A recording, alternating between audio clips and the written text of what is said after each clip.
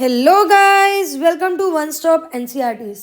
आज के लेक्चर में बात करेंगे क्लास 6 के चैप्टर 1 की, जिसका नाम है कंपोनेंट ऑफ फूड। इस लेक्चर में हम इस चैप्टर के बारे में डिटेल में लाइन टू लाइन पढ़ेंगे। चलिए स्टार्ट करते हैं। क्या लिखा है? In lower classes we made list of food items that we eat. हम जब छोटी क्लासेस में थे, हम जो भी खाना खाते हैं उन फूड आइटम्स की लिस्ट बनाते थे। We also identified food items eaten in different parts of India and mark this on its map. हम ये भी देखते थे कि जैसे जैसे इंडिया में रीजन्स बदलते हैं, मतलब जब हम डिफरेंट डिफरेंट स्टेट्स की बात करते हैं, वहाँ कल्चर अलग हो जाता है, फूड हैबिट्स अलग हो जाती है, और हम इन सबको अपने मैप में मार्क भी करते थे। फॉर एग्जाम्पल, जैसे पंजाब में हमें यूजुअली जो हम फूड खाते हैं वो क्या होता है? सरसों का साग, मक्की की रोटी, साथ में दही या लस्सी, है ना। लेकिन ऑन द अदर हैंड जब आप तमिल साइड में जाओगे, साउथ इंडिया साइड में जाओगे, तो आपको वहाँ सरसों का साग और मक्की की रोटी नहीं मिलेगी। वहाँ पर लोग साउथ इंडियन खाना है, यानी कि डोसा, इडली, सांभर, ये सब ज़्यादा खाएंगे। ठीक है, और हम इसको इन सब चीज़ों को क्या करते थे? मैप में मार्क भी करते थे। ठीक है। A meal could consist of chapati, dal and brinjal curry. जब हम एक मील की बात करेंगे, यानी एक पूरे खाने की प्लेट की बात करेंगे, तो उसमें हमें चपाती, दाल या ब्रिंजल कड़ी मतलब बैंगन की सब्जी, ये सब देखने को मिलेगा। लेकिन ज़रूरी तो नहीं है हर मील में हमें यही सब मिलेगा। अनदर एग्जाम्पल इसका क्या हो सकता है कि राइस, सांबर और कोई वेजिटेबल जैसे भिंडी। ठीक है। और एक एग्जाम्पल क्या हो सकता है? जैसे साउथ इंडिया साइड में अप्पम बनते हैं, ठीक है, सूजी के बनते हैं। ठीक है। फिश कड़ी एंड वेजिटेबल्स। उसके बाद क्या है हमारे पास? एक्टिविटी 1 है, जिसमें क्या लिखा है? Our meals usually have at least one item made up of some kind of grain. हम जो भी मील कंज्यूम करते हैं उसमें कोई एक आइटम तो ऐसी होती है जो ग्रेन से बनी हुई है, यानी कि जैसे हम रोटी खा रहे हैं वो वीट से बनी है, वीट क्या है? ग्रेन है। राइस खा रहे हैं तो राइस भी क्या है? एक ग्रेन है। हम मक्की की रोटी खा रहे हैं तो मक्की यानी कॉर्न क्या है? एक ग्रेन है। बाजरे की रोटी खा रहे हैं, बाजरा भी क्या है? एक ग्रेन है। अदर आइटम्स कुड बी दाल और अ डिश ऑफ मीट। उसके अलावा उस प्लेट में, उस मील में क्या हो सकता है? दाल यानी कि जो पल्सेस हम कंज्यूम करते हैं, या फिर मीट यानी कि नॉन वेज, एंड वेजिटेबल्स जो सब्जियां हम खाते हैं। It may also includes items like curd, butter milk and pickles. अब इस मील में और भी कुछ आइटम्स हो सकती हैं, जैसे कि कर्ड यानी कि दही, बटर मिल्क यानी कि छाछ, लस्सी, एंड पीकल्स यानी कि अचार। Some examples of meal from different regions are given in table 1.1। अब देखो यहाँ 1.1 टेबल पे क्या दिया हुआ है? कुछ एग्जाम्पल दिए हुए हैं। जैसे पंजाब में हम ग्रेन क्या खा रहे हैं? मक्की की रोटी। ठीक है। दाल, राजमा। ठीक है। वेजिटेबल्स में सरसों का साग, और इसके अलावा हमारी प्लेट में क्या होता है? कर्ड और घी। ऐसे ही जब हम आंध्र प्रदेश की साइड जाएंगे तो हम राइस कंज्यूम कर रहे हैं ग्रेन के उस पर। दालों में हम तुअर दाल खा रहे हैं। ठीक है। वेजिटेबल्स में कुंदरू, वहाँ पर एक वेजिटेबल्स खाई जाती है। उसके अलावा बटर मिल्क, घी, पीकल। ठीक है। पीकल को वहाँ पर क्या बोलते हैं? अवाकाई बोलते हैं। जैसे हमारे यहाँ क्या बोलते हैं? अचार बोलते हैं। Sometimes we not really have all these variety in our meals. If we are travelling we may eat whatever is available on the way. ज़रूरी नहीं है हर वक्त हम एक बैलेंस प्रॉपर डाइट खा रहे हैं। कई बार ऐसा भी होता है कि हम कहीं ट्रैवल कर रहे हैं और हमें प्रॉपर डाइट नहीं मिलती, तो जो हमें रास्ते में अवेलेबल होता है हम खा लेते हैं। It may not be possible for some of us to eat such a variety of items most of the time. और ज़रूरी भी नहीं है कि हम जितने भी दुनिया में लोग हैं वो सारे ये सारी चीज़ें अफोर्ड कर सकते हैं, है ना। ज़रूरी तो नहीं है ये चीज़ें हर एक को अवेलेबल है। There must be some reason तो why meals usually consist of such a distribution. अब कुछ तो ऐसा रीज़न होगा कि हम ऐसे डिस्ट्रीब्यूशन की बात करते हैं कि जी हम जो मील खा रहे हैं उसमें ग्रेन्स भी होनी चाहिए, दालें भी होनी चाहिए, वेजिटेबल्स भी होनी चाहिए, मिल्क प्रोडक्ट्स भी होने चाहिए, है ना। Do you think that our body needs different kinds of food for some special purpose? आपको लगता है ये जो हम डिफरेंट टाइप्स ऑफ फूड खा रहे हैं इनका हमारी बॉडी में कुछ ना कुछ तो स्पेशल रीज़न होगा, कुछ ना कुछ तो स्पेशल पर्पस होगा जो हम खा रहे हैं। What do different food items contain? Next हमारा टॉपिक है what do different food items contain, मतलब जो भी हम खाना खा रहे हैं इसमें क्या क्या कंपोनेंट्स हैं। We know that each dish is usually made up of one or more ingredients which we get from plants और एनिमल्स। हमें पता है हम जो भी डिशेस खा रहे हैं वो ऐसा तो नहीं है सिर्फ एक ही इंग्रेडिएंट से बनी हुई है। उसमें काफ़ी सारे एक या एक से ज़्यादा इंग्रेडिएंट मिले हुए हैं तब वो डिश बन रही है। अब ये इंग्रेडिएंट हमें प्लांट से भी मिल सकते हैं, एनिमल से भी मिल सकते हैं। जैसे जब हम साग वगैरह की बात करेंगे हमें प्लांट से मिलेगा, मीट की बात करेंगे एनिमल से मिलेगा, मिल्क प्रोडक्ट्स की बात करेंगे, मिल्क हो गया, बटर हो गया, कर्ड हो गया, ये भी हमें किससे मिल रहे हैं? एनिमल से मिल रहे हैं। These ingredients contain some components that are needed by our body. अब इन ingredient में कुछ तो ऐसे component होते हैं जो हमारी body को जिनकी ज़रूरत है. These components are called nutrient. इन्हीं components को हम बोलते हैं nutrient. The major nutrients in our food are named carbohydrate. हमारे फूड में जो मेजरली न्यूट्रिएंट्स मिलते हैं उनमें क्या क्या है? एक तो है कार्बोहाइड्रेट, दूसरा है प्रोटीन, तीसरा fats, fourth one is vitamins and fifth one is minerals. ठीक है, ये हमारे फूड में क्या मिलते हैं? कंपोनेंट मिलते हैं. In addition food contains dietary fibre and water which are also needed by our body. इसके अलावा क्या है? फूड के अंदर डाइटरी फाइबर्स होते हैं और वाटर जो हमारी बॉडी की प्रॉपर फंक्शनिंग के लिए बहुत ज़रूरी है. Do all food contain all these nutrient? क्या आपको लगता है कि जितना भी हम खाना खाते हैं, जिस भी टाइप का हम खाना खाते हैं, उन सब खानों में ये सारे न्यूट्रिएंट्स प्रेजेंट है? With some simple methods we can test whether cooked food or a raw ingredient contains one or more of these nutrient. अब हम कैसे पता लगाएं कि जो भी इंग्रेडिएंट्स, जो भी खाना हम कंज्यूम कर रहे हैं उनमें ये सारे कंपोनेंट्स हैं या नहीं? इनके लिए अवेलेबल होते हैं हमारे पास कुछ test. The test for presence of carbohydrate, protein and fats are simpler to do as compared to the test for another nutrients. मतलब जो टेस्ट हम कार्बोहाइड्रेट, प्रोटीन और फैट्स को जानने के लिए कि फूड में ये कंपोनेंट्स प्रेजेंट है या नहीं, ये बहुत सिंपल है करने में एज कम्पेयर टू अगर हम कोई और टेस्ट करें, यानी कि वाइटामिन और मिनरल्स का टेस्ट करें. ठीक है, अब देखो क्या लिखा है? For carrying out these test you will need solutions of iodine, copper, sulphate and caustic soda. अब हमें अगर ये टेस्ट करना है तो हमें कुछ सॉल्यूशंस चाहिए, जैसे कि आयोडीन, कॉपर सल्फेट और कॉस्टिक सोडा. और हमें साथ में क्या चाहिए? कुछ टेस्ट ट्यूब्स चाहिए और कुछ ड्रॉपर चाहिए. ठीक है, अब यहाँ पर देखो इस येलो टेबल में बताया हुआ है कि हम ये जो हमें सॉल्यूशंस चाहिए टेस्ट के लिए, हम इनको कैसे बना सकते हैं. सबसे पहला है हमारे पास a dilute solution of iodine can be prepared by adding a few drops of tincture iodine to a test tube half filled with water. अब अगर क्या है, अगर हम चाहते हैं कि आयोडीन का सॉल्यूशन बनाए तो आयोडीन का सॉल्यूशन हम कैसे बना सकते हैं? हम आयोडीन टिंक्चर लेंगे और उसमें कुछ अमाउंट, मतलब टेस्ट ट्यूब में आधा तो हम क्या लेंगे? आयोडीन टिंक्चर और आधा हम क्या लेंगे? वाटर. और इससे हमारा क्या बन जाएगा? आयोडीन का सॉल्यूशन. दूसरा क्या है? Copper sulphate solution can be prepared bye dissolving 2 gram of copper sulphate in 100 millilitre of water. दूसरा हमारे पास सॉल्यूशन जो हमें टेस्ट के लिए चाहिए वो क्या है? Copper sulphate. और इसे हम कैसे बना सकते हैं? अगर हम 2 ग्राम कॉपर सल्फेट को 100 मिलीलीटर वाटर में डिसॉल्व कर दें तो ये सॉल्यूशन हमारे पास बन जाएगा. फिर क्या है? 10 gram of caustic soda dissolved in 100 ml of water makes the required solution of caustic soda. Third solution caustic soda हम कैसे बना सकते हैं? 100 ml वाटर में अगर हम 10 ग्राम कॉस्टिक सोडा मिला दें तो हमारे पास क्या बन जाएगा? कॉस्टिक सोडा का सॉल्यूशन बन जाएगा. ठीक है, try this test on cooked food items as well as on raw material. ये टेस्ट हमने कैसे करने हैं? कुक्ड फूड आइटम्स पे भी कर सकते हैं और रॉ मटेरियल यानी कच्ची सब्जियां, कच्चे सामान पर भी कर सकते हैं. Table 1.2 shows you a way to record the observation in this test. अब ये जो टेबल है, टेबल 1.2, इसमें आपको बताया हुआ है कि कैसे आप टेस्ट करते जाओगे और जो भी चीज़ें आपको मिल रही हैं वो ऑब्जर्वेशन आप इस टेबल में लिखते जाओगे. ठीक है, आगे नेक्स्ट हम क्या बात करेंगे? क्या लिखा हुआ है? Some food items are given in this table. You can conduct the test either with these or any other available food item. Do these tests carefully and do not try to eat or taste any chemicals. अब यहाँ पर क्या लिखा हुआ है? हमें इन test की presence के लिए बताया हुआ है कि आप ये फूड प्रोडक्ट्स ट्राई कर सकते हो और साथ में एक प्रिकॉशन लेनी है कि आप केमिकल्स डालने के बाद इन चीज़ों को खाओ नहीं. ठीक है, कंज्यूम नहीं करो क्योंकि हेल्थ के लिए वो हानिकारक है. If the required solutions are not available in ready-made form, your teacher can prepare them as given in the box. अब जो solution हमें टेस्ट करने के लिए चाहिए, अगर आपके पास वो अवेलेबल नहीं है तो आप अपनी टीचर को कहो, वो आपको ये solutions बना कर देंगी, जैसा कि हमने इस बॉक्स में पढ़ा कि इन solutions को हम कैसे बना सकते हैं. नेक्स्ट है हमारे पास let us begin by testing different food items to see if they contains carbohydrate. तो फर्स्ट हमारे पास जो टेस्ट है वो किसके लिए है? कार्बोहाइड्रेट को पहचानने के लिए. There are many types of carbohydrate. हमारा जो फूड हम कंज्यूम करते हैं उसमें बहुत सारे प्रकार के कार्बोहाइड्रेट्स मिलते हैं. The main carbohydrate found in our food are in the form of starch and sugar.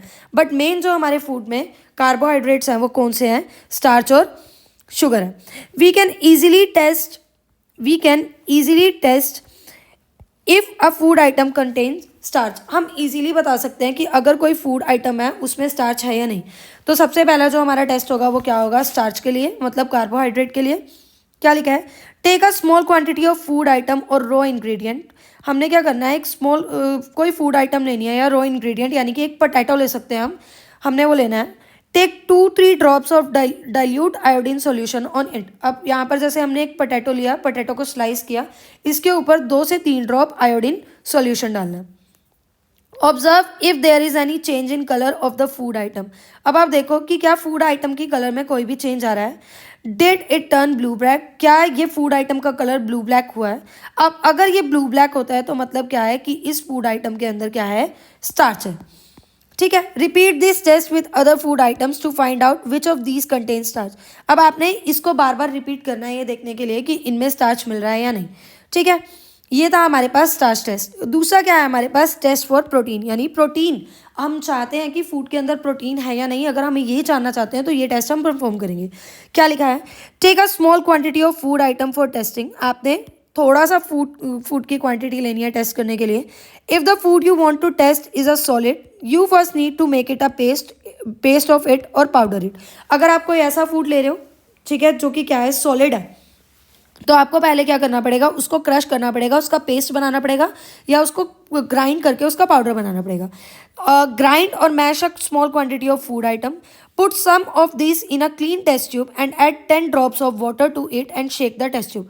अब ये जो आपने मैश किया फूड या फिर जिसका भी आपने पाउडर बनाया, उसको एक टेस्ट ट्यूब में डालो, उसके अंदर 10 ड्रॉप्स वाटर डालो और इसको आप शेक कर दो। Now using a dropper add 2 drops of solution of copper sulphate. अब आपने क्या करना है, एक ड्रॉपर की हेल्प से क्या करना है, जैसे यहाँ पर लिया हुआ है, 2 कॉपर सल्फेट की ड्रॉप्स डालनी है और 10 ड्रॉप्स डालनी है कॉस्टिक सोडा की, और इन सबको आपने अच्छी तरह शेक करना है। फिर कुछ मिनट्स के लिए इस टेस्ट ट्यूब को बिना छेड़छाड़ किए छोड़ दो। अब हमें क्या दिखेगा, अगर तो इस टेस्ट ट्यूब के कंटेंट्स वॉयलेट कलर के हो गए तो मतलब क्या इंडिकेट हो रहा है कि इस फूड आइटम के अंदर प्रोटीन है। ठीक है, दोबारा सुनो, जब हमने स्टार्च का टेस्ट करना है, स्टार्च का टेस्ट करने के लिए हम कौन सा सॉल्यूशन ले रहे हैं, आयोडीन। और अगर जिस भी फूड आइटम के ऊपर हम आयोडीन की कुछ ड्रॉप्स डाल रहे हैं, अगर वो ब्लू या ब्लैक कलर का हो गया तो मतलब उसके ऊपर स्टार्च प्रेजेंट है, यानी कि उसके ऊपर उसके अंदर कार्बोहाइड्रेट प्रेजेंट है। दूसरा हमने किया प्रोटीन्स के लिए, प्रोटीन्स के लिए हमने क्या यूज़ किया, एक तो कॉस्टिक सोडा और दूसरा हमने क्या यूज़ किया, साथ में कॉपर सल्फेट। और अगर इन दोनों को डालने के बाद उस टेस्ट ट्यूब के अंदर का जो भी कंपोनेंट है उनका कलर वॉयलेट होता है तो मतलब इसके अंदर प्रोटीन है, अदरवाइज इसके अंदर प्रोटीन नहीं है। ठीक है, अब आपने इन सारी फूड आइटम्स के साथ ये सब कुछ ट्राई आप अपनी स्कूल टीचर के साथ लैब में कर सकते हो, और आपने देखना है कि क्या इनका अगर ब्लू ब्लैक कलर होता है तो मतलब आयोडीन की वजह से, अगर ब्लू ब्लैक कलर हो रहा है तो मतलब स्टार्च प्रेजेंट है, अगर कॉपर सल्फेट और कॉस्टिक सोडा डालने की वजह से वॉयलेट कलर हो रहा है तो मतलब इसमें प्रोटीन प्रेजेंट है। थर्ड हमारा क्या है, टेस्ट फॉर फैट्स। अब हमें क्या करना है, ये देखना है कि किसी भी फूड आइटम में क्या है, फैट्स है या नहीं। इसका एक बहुत कॉमन एग्जांपल बताती हूँ। आप एक पेज लेना, पेज के ऊपर एक लेस का पीस या फिर थोड़ी सी नमकीन डाल देना। जब आप हटाओगे तो देखोगे कि उस पेज के ऊपर ड्रॉप्स बन गई हैं ऑयल की। ठीक है, मतलब नमकीन के निशान बन गया। इससे हमें पता चलेगा कि उसके अंदर कुछ फैट कंटेंट प्रेजेंट है। देखो क्या लिखा है, take a small quantity of food item, wrap it in a piece of paper and crush it. आपने थोड़ी सी कोई फूड आइटम लेनी है, उसको एक पीस ऑफ पेपर में रैप करो और उसको क्रश करो, मतलब ऐसे थोड़ा सा उसको ग्राइंड करने की कोशिश करो, तोड़ने की कोशिश करो। Take care that the paper does not tear. जब आप क्रश कर रहे हो तो ये ध्यान में रखो कि पेपर फट ना जाए। Now straighten the paper and observe it carefully. अब इस पेपर को सीधा कर लो और इसको ध्यान से ऑब्जर्व करो, क्या इसके ऊपर कोई ऑयली पैच है, यानी ऑयल का धब्बा है। Hold the paper against the light. आप क्या करो, लाइट के आगे इस पेपर को करो। अब आप देखो कि क्या आपको इसके अंदर से लाइट थोड़ी सी पास होती दिख रही है, फेंटली, मतलब धुंधली सी लाइट पास होती दिख रही है। An oily patch on paper shows that the food items contain fat. अब इस ऑयली पैच का क्या मतलब है कि इस फूड आइटम के अंदर क्या है, फैट है। The food items may sometimes contain a little water. कई बार ऐसा भी हो सकता है कि इस फूड आइटम के अंदर कुछ अमाउंट में वाटर है। Therefore after you have rubbed it on a paper let the paper dry for a while.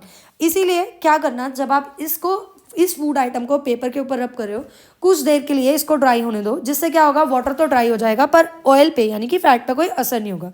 If there were any water that may have come from the food, it would dry up after some time. ये मैं आपको बता चुकी हूँ. If no oily patch shows up after this, the food item does not contain fat.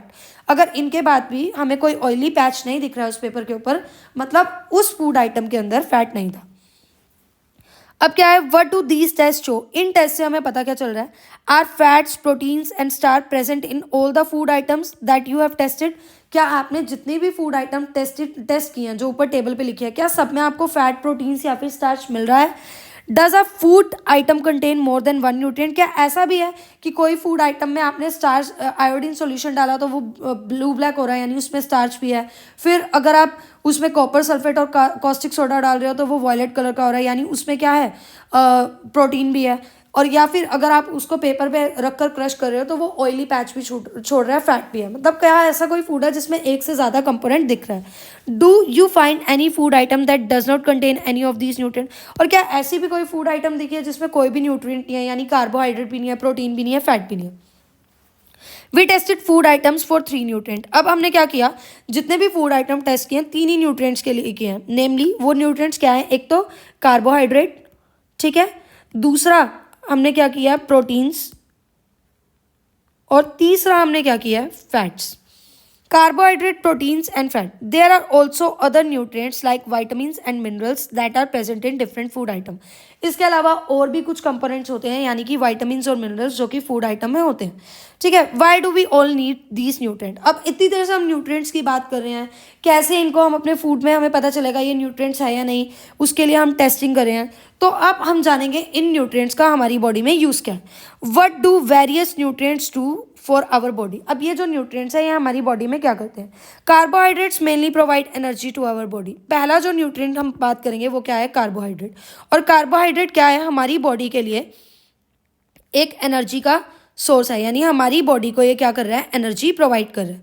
फिर fats also gives us energy. Fats यानी second जो nutrient हम बात करें ये भी क्या है, एक एनर्जी का सोर्स है. In fact fats give much more energy as compare to the same amount of carbohydrate. हालांकि क्या होता है, जब हम एक ही अमाउंट में कार्बोहाइड्रेट और फैट खाएंगे तो हमें पता चलेगा कि फैट से हमें ज़्यादा एनर्जी मिलती है as compare to carbohydrate. Food containing fats carbohydrate are also called as energy giving food. इसीलिए कार्बोहाइड्रेट और फैट्स वाले जो फूड हमें कार्बोहाइड्रेट और फैट्स प्रोवाइड करते हैं उनको हम एनर्जी गिविंग फूड्स भी कहते हैं. Proteins are needed for the growth and repair of our body. दूसरा क्या है हमारे पास, प्रोटीन्स. और प्रोटीन्स हमको क्यों चाहिए, ताकि हमारी बॉडी की ग्रोथ और जो सेल्स हैं उनकी क्या हो सके, रिपेयरमेंट हो सके. फूड प्रोटीन्स, क्या लिखा हुआ है आगे, food proteins are often called body building food. इसीलिए हम प्रोटीन्स को क्या कहते हैं, बॉडी बिल्डिंग फूड्स भी बोलते हैं, क्योंकि ये हमारी बॉडी की ग्रोथ में और सेल्स को या फिर बॉडी की सेल्स को रिपेयर करने में हेल्प कर रहे हैं. फिर फोर्थ हम क्या पढ़ेंगे, vitamins. Vitamins help in protecting our body against disease. Vitamins का क्या काम है, ये हमारी बॉडी को बीमारियों से बचाता है. Vitamins also help in keeping our eyes, bones, teeth and gums healthy. उसके अलावा वाइटामिन्स का क्या काम है, हमारी आइज को, बोन्स को, टीथ को, गम्स को ये हेल्दी रखने में हेल्प करते हैं. Vitamins are of different kinds known by different name. अब ये जो वाइटामिन्स हैं ये डिफरेंट काइंड्स के हैं, डिफरेंट तरह के, और इनके नाम भी अलग है. Some of these are vitamin A, vitamin C, vitamin D, vitamin E और वाइटामिन के. देयर इज, अब ये तो क्या है, अलग अलग वाइटामिन है जिसको हमने नाम दे दिया ए, सी, डी, ई, के. इसके अलावा वाइटामिन बी अकेला प्रेजेंट नहीं होता, पर वाइटामिन बी काफ़ी सारे तरह के प्रेजेंट होते हैं, काफ़ी सारे टाइप के प्रेजेंट होते हैं, और इकट्ठा हम इनको क्या कह देते हैं, vitamin B complex. Our body needs all these types of vitamin in small quantity. अब जब हम फैट, कार्बोहाइड्रेट और प्रोटीन की बात कर रहे थे तो ये हमारी बॉडी को अच्छे खासे अमाउंट में चाहिए, पर जब हम इसकी बात कर रहे हैं, किसकी बात कर रहे हैं, वाइटामिन की, तो ये बॉडी को सिर्फ स्मॉल क्वांटिटी में चाहिए. जैसे कि वाइटामिन ए की बात करेंगे तो ये क्या कर रहा है, हमारी स्किन को और आइज को हेल्दी रख रहा है. वाइटामिन सी की बात करेंगे तो ये हमें बीमारियों से लड़ने में हेल्प कर रहा है. वाइटामिन डी की बात करेंगे तो ये हमारी बोन्स को और टिथ को कैल्शियम प्रोवाइड कर रहा है. ठीक है. उसके अलावा क्या लिखा हुआ है, food that are rich in different vitamins are shown in figure 1.6 to 1.9. अब 1.6 से लेके 1.9 तक हमें क्या दिख रहे हैं, ऐसे फूड जो कि कुछ ना कुछ वाइटामिन हमें प्रोवाइड कर रहे हैं. जैसे वाइटामिन ए के 3 सोर्स हैं. वैसे तो बहुत सारे सोर्स हैं पर बुक में 3 दिखाए हुए हैं, जैसे पपाया, कैरेट और मैंगो। इन तीनों से हमें विटामिन ए मिलता है। ठीक है, अगर हमें विटामिन बी चाहिए तो हम किससे ले सकते हैं? वीट से, हैं लिवर से, यानी किसी भी मीट जो हम कंज्यूम करते हैं एनिमल्स के, उनके लिवर से हमें विटामिन बी मिल सकता है, या फिर राइस से। ठीक है, फिर हमें विटामिन सी चाहिए तो हमें orange, tomato, guava, green chilli, lemon, आंवला, इन सारी चीज़ों से हमें विटामिन सी मिल सकता है। विटामिन डी हमें किससे मिल सकता है? मिल्क से, बटर से, एग से, फिश से। ठीक है, लास्टली हम फिफ्थ कंपोनेंट की बात करेंगे, मिनरल्स की। Minerals are also are needed by our body in small amount. Minerals भी हमारी बॉडी को बहुत कम अमाउंट में चाहिए। Each one is essential for proper growth of body and to maintain good health. अब ये मिनरल्स हमें क्यों चाहिए? ताकि हमारी बॉडी की प्रॉपर ग्रोथ हो और हमारी बॉडी की जो हेल्थ है, हमारी जो हेल्थ है वो बनी रहे। जैसे कुछ हमें मिनरल्स के सोर्सेज बताए हुए हैं फिगर 1.10 में। जैसे मिनरल्स हमें किससे मिल सकता है? एक तो ये तो दिया हुआ है, आयोडीन के सोर्सेज दिए हुए हैं हमें। ठीक है, आयोडीन भी क्या है? एक मिनरल है और उसके सोर्सेज दिए हुए हैं। जैसे जिंजर से हमें मिल सकता है। फिर फॉस्फोरस एक मिनरल है, ये किससे मिल सकता है? मिल्क से, बनाना से, ग्रीन चिली से, जीरा से, राइस से। ठीक है, उसके अलावा आयरन स्पिनच से मिल सकती है, एप्पल से मिल सकती है, लीवर से मिल सकती है। उसके अलावा कैल्शियम मिल्क और एग से मिल सकता है। ठीक है, अब जब हम विटामिन की बात कर रहे थे तो एक हमने पढ़ा था विटामिन डी। विटामिन डी का एक बहुत अच्छा सोर्स है सनलाइट। अगर आप सुबह सुबह जब धूप निकलती है 5:30-6 बजे, तब सुबह सुबह निकली हुई धूप में आप थोड़ी देर बैठोगे तो बॉडी का विटामिन डी का कंटेंट पूरा हो जाएगा, यानी बॉडी की बोन्स वगैरह जो हैं, तित वगैरह जो है वो हेल्दी रहेंगी। उसके बाद क्या है? Most food items usually have more than one nutrient. जितनी भी हम फूड आइटम खाते हैं उसमें जरूर ये जो हमने 5 न्यूट्रिएंट पढ़े हैं, ऐसा नहीं है कि सिर्फ इनमें से एक ही मिलेगा। यूजुअली एक से ज़्यादा न्यूट्रिएंट हमें मिलते हैं।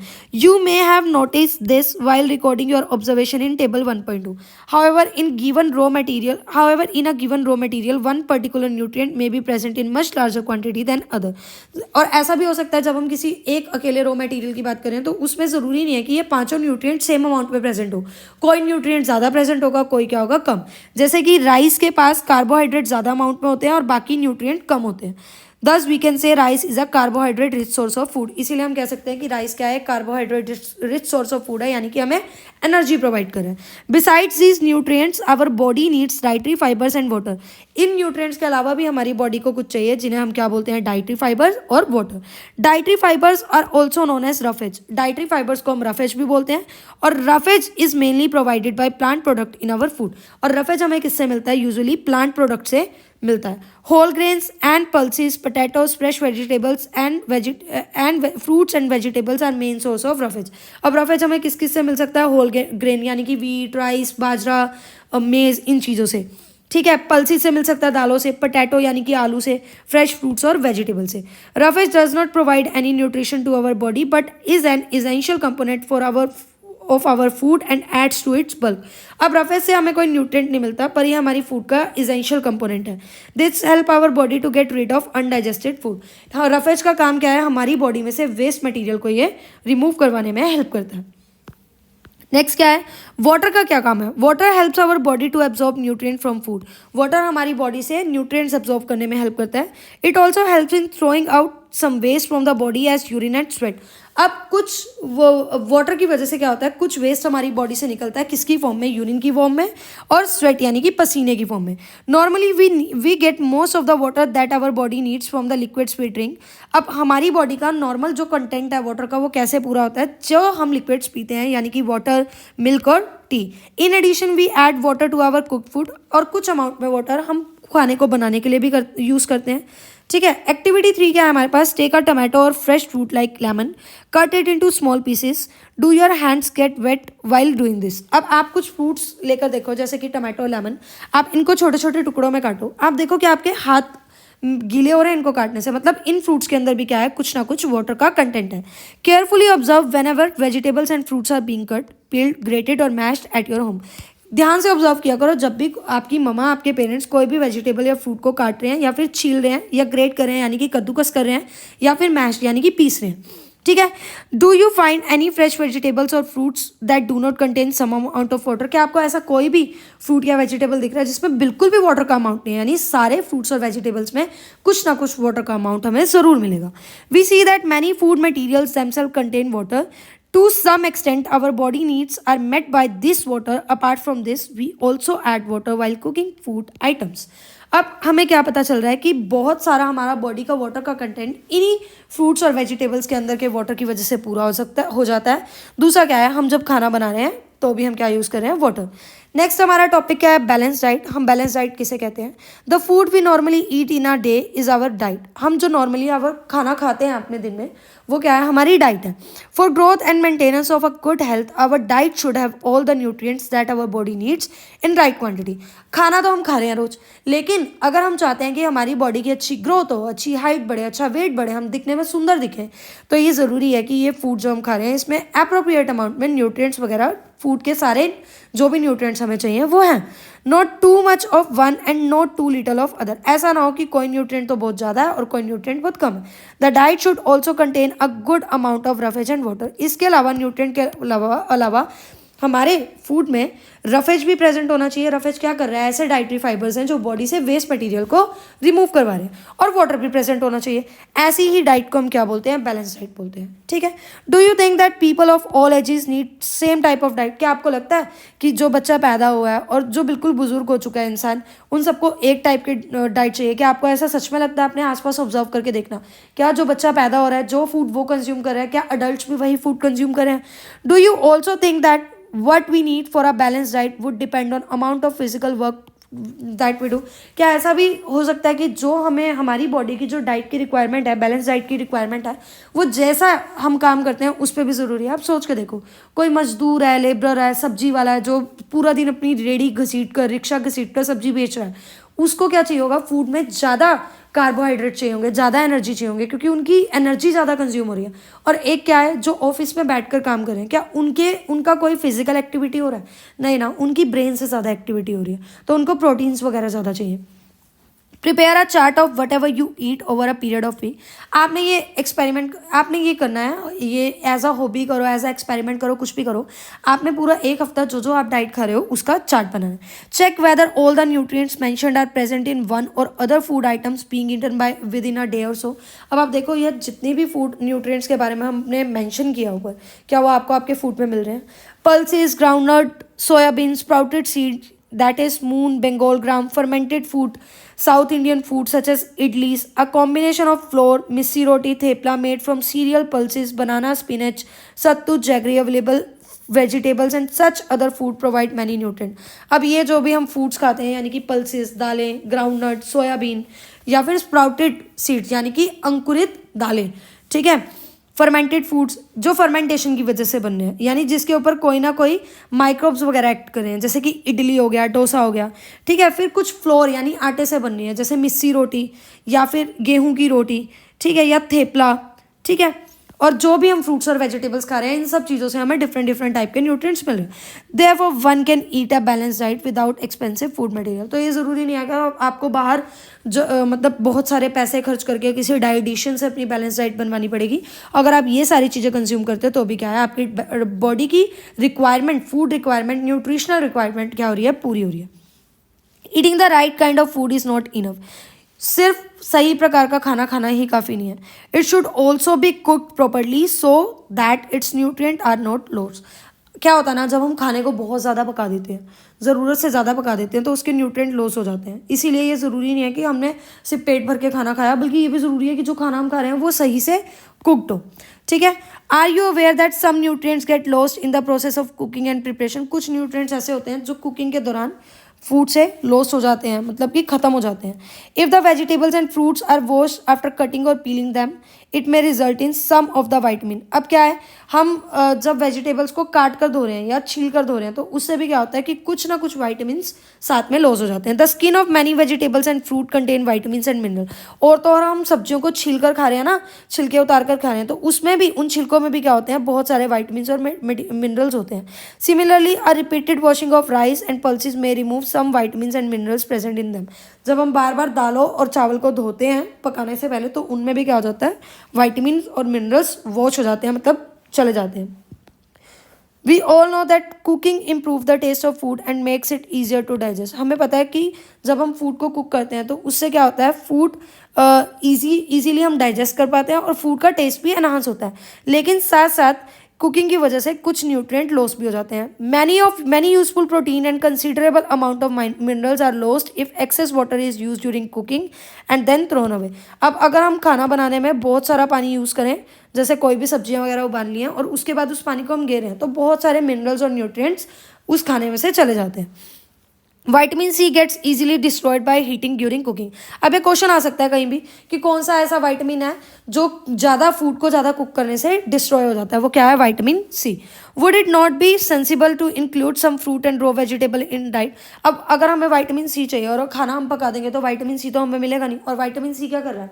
हमें बहुत सारी बीमारियों से बचा रहा है। तो ये ज़रूरी है कि हम सारा पका हुआ खाना ना खाएं, बल्कि कुछ फ्रूट्स भी खाएं और कच्चे वेजिटेबल्स यानी कि उसको सैलेड की तरफ भी खाएं। अब क्या है? बूजो thoughts that fats would be the best food to eat all the time. अब ये एक प्यारा सा बच्चा है जिसका नाम क्या है? बूजो। इसको ऐसे लग रहा है हमें ना खाने में हर टाइम फैट्स ही खाने चाहिए।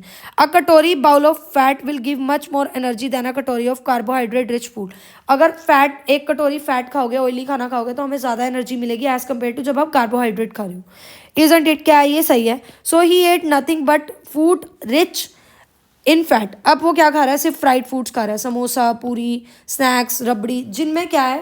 फैट ज़्यादा है। Do you think he was right? क्या वो सही था? नो, ऑफ कोर्स नॉट, वो सही नहीं था, क्योंकि ये हमारी बॉडी के लिए हार्मफुल है। इससे क्या होगी? ओबेसिटी यानी कि मोटापा हो जाएगा, और मोटापे से क्या होता है? बॉडी की सारी फिजियोलॉजिकल एक्टिविटीज़ बिगड़ जाती हैं, हम बीमार रहने लगते हैं। नेक्स्ट हमारा जो लास्ट टॉपिक है इस चैप्टर का, वो क्या है? Deficiency diseases. डेफिशिएंसी डिसीजेस क्या है? A person may be getting enough food to eat but sometimes the food may not contain a particular nutrient.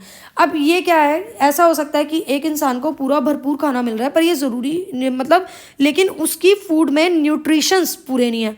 If this continues over a long period of time, the person may suffer from deficiency.